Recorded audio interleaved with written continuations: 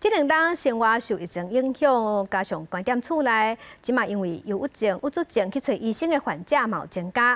啊，毋过经过一份调查，发现讲，侪岁人治疗忧郁症去找医生的比例较低，只有2成7。专家是提醒讲，老大人总讲食袂落、困袂好、心情歹，超过2礼拜，安尼有可能就是去治疗忧郁症，要赶紧去互医生看。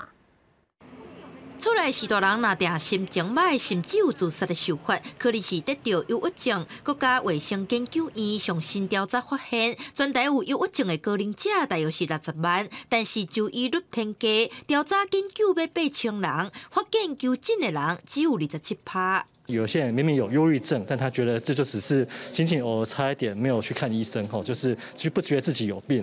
那有些人是知道自己有状况，但是觉得看医生很丢脸，会有这种会怕被贴标签。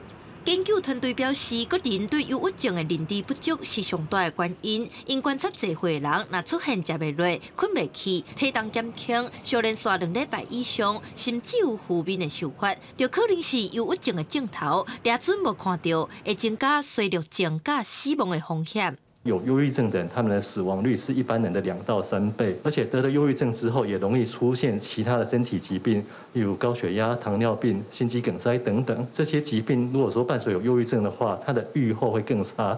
台湾2025年就来到超高龄的社会，研究团队指出，高龄者若身体老化、退休了后有经济问题，得到忧郁症的机会拢会提悬。正常生活、加参与运动、社交活动，拢是上好的预防方式。记者陈亚武、李学凯台北采访报道。